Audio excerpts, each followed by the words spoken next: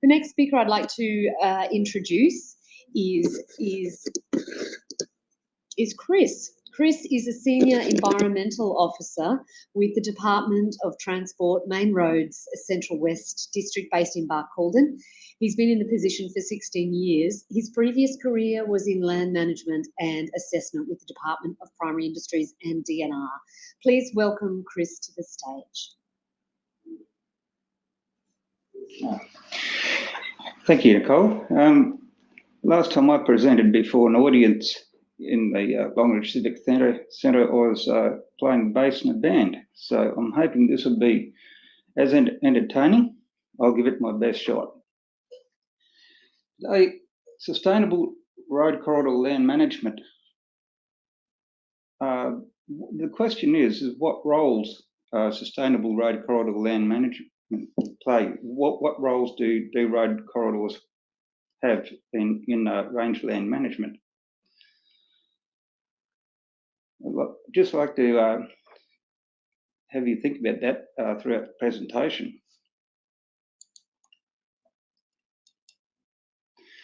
Today I'll give an overview of some innovative projects that I've been doing with some key stakeholders and the strategies, the vision behind that, working with the key stakeholders, a collaborative effort, and also, if I have time, an overview of some projects and what's for the future.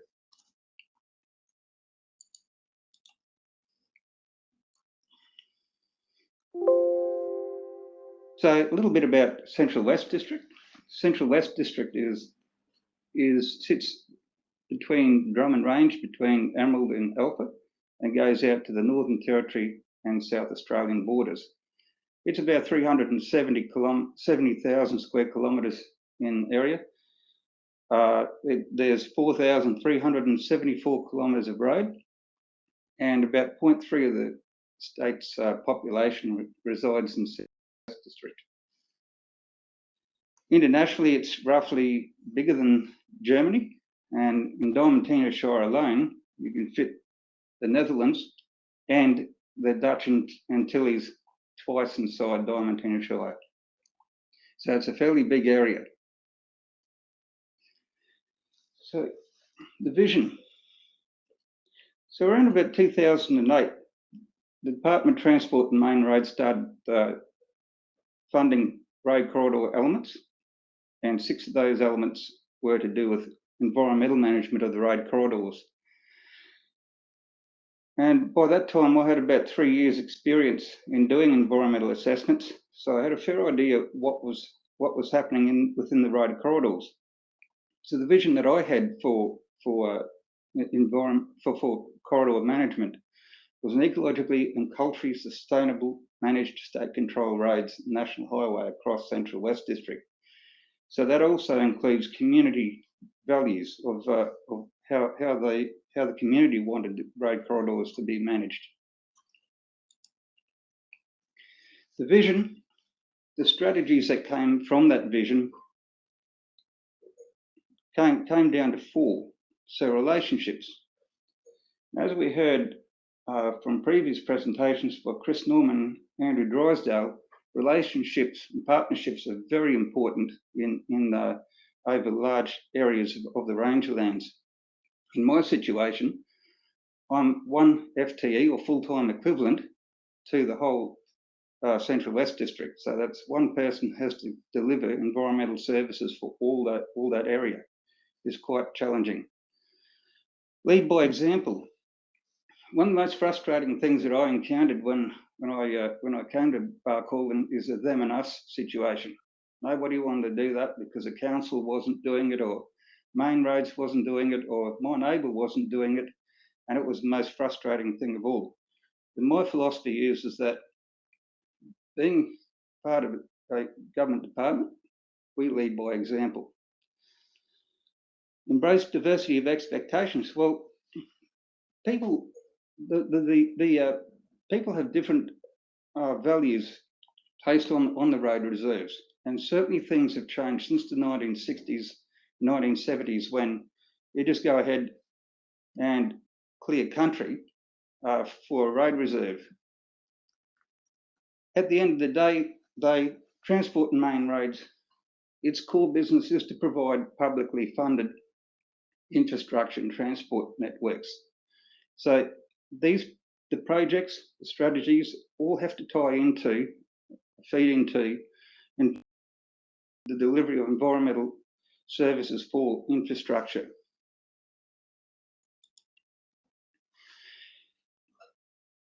It was from a lot of consultation with the stakeholders that these were the four main elements that were going to be funded to achieve that vision of sustainable land management. These were invasive plants and animals, fire, nature conservation, degraded areas as being fundamental to that. The key stakeholders. Fortunately, within Central West District, Desert Channels Group is based in Longridge. They have the commercial arm of Desert Channels, and also with a Crossroads Rural and Environment consultant that he does a lot of the environmental work. Local governments and road tech. Local governments have enjoyed about a 70-year relationship with TMR. It's already an existing strong relationship. Road tech is a commercial arm of TMR that was established in the early 1990s. The other stakeholders too is that we also operate in conjunction with other government departments and also with landholders. The landholders are the adjacent neighbouring stakeholders in managing land, managing the road corridors.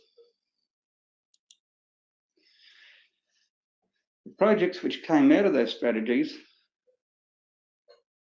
are invasive plants and animals, fire threat management, nature conservation, and degraded areas.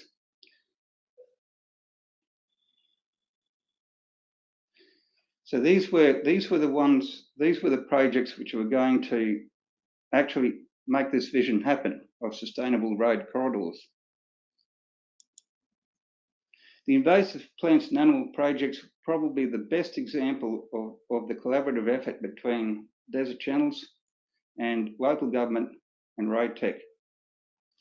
Again, there was no them and us, and it was considered that everyone had a role to play based on their capacity and capability. Desert Channels, as we heard from Simon Wiggins' presentation, has the latest technology, the strategies to be able to deal with invasive weeds, like landholder engagement, and the biological. I'll go through a project later on. With landholder engagement, landholders became very crucial in being able to eradicate prickly acacia and reduce the possibility of prickly acacia reinfesting the road reserves. The rural lands officers are important for maintenance spraying of road corridors.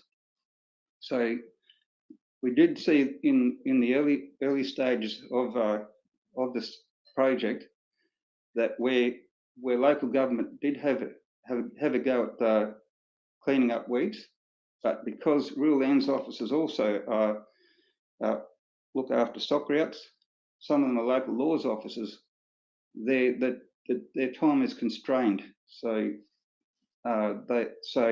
it's mainly maintenance spraying. Again, with road tech, it is a construction and maintenance organisation. So they also contribute to the maintenance spraying, mainly of the Landsborough Highway from Longridge to Keirnan.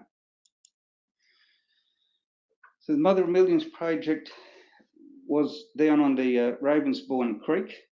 The main importance of this project was that to prevent the Mother of Millions from going into the Barcoo and then making its way to Lake Eyre. This project had probably the first biological release of South African citrus thrips as a biological control for mother of millions. Most of the plant material came from, and citrus thrip material came from an infestation near Taree. And in consultation with Biosecurity Queensland, we were able to translocate much of that material to the infestation. Main limitations is that perhaps we haven't had the weather for that to go ahead. That's a citrus thrip there under a microscope. Fire risk. Transport and Main Roads has an obligation of managing fire risk in road reserves.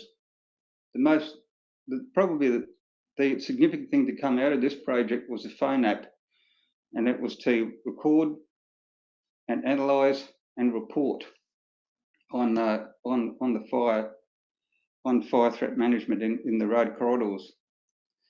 Other initiatives we had to survey landholders, engagement with Queensland Real Fires, and trying to get people together for fire threat management group meetings. It's disappointing to go along to fire group management meetings and there's only about 1 or 2 landholders there. Nature conservation was to conserve those areas in the road reserve that had high conservation values.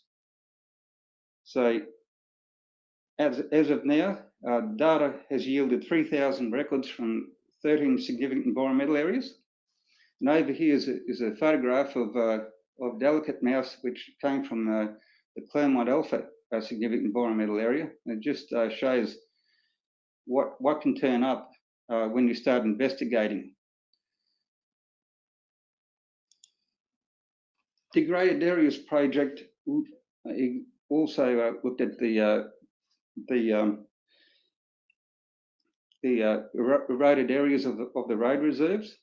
In 2011-12, Desert Channels mapped the areas of high, medium and low degraded areas. And then that enabled the prioritisation of degraded landscapes.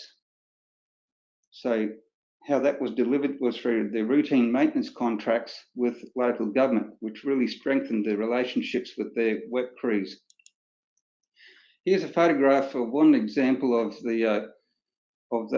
a degraded areas rehabilitation that was done through routine maintenance contract with Barkey Shire. So Stonehenge jump up, it was 70 kilometres from Junda. This is what it looked like. It's just a series of gullies, much like the photographs we've seen in previous presentations. And this is after. So it'll be really interesting to go back and have a look to see how well it's travelling. So what's for the future? Well, with the prickly acacia, there were landholder cluster groups formed to encourage landholder participation, to eradicate prickly acacia from the road reserve adjacent to the road reserve. Mother of Millions project will continue to release the South African citrus thrips, but also in conjunction with Blackall-Tambo Regional Council, we'll be also looking at other trials to reduce the infestation along Ravensbourne Creek. The Fire Danger App will be rolled out this year and a report respond methodology. So also we're looking at the ways to support Queensland Rural Fires and trying to get as many people as possible to the fire management group meetings. And an initiative this financial year is the addition of cultural heritage values. We saw how important that is from Josh Gorringer's presentation, and it's something that I thought would be important to include in the definition of a significant environmental area. Another initiative currently going at the moment is with the Department of Environment and Science and Desert Channels is Central West district soil survey of high and medium degraded areas, and that will provide greater detail on our problem soils. And thank you for this opportunity.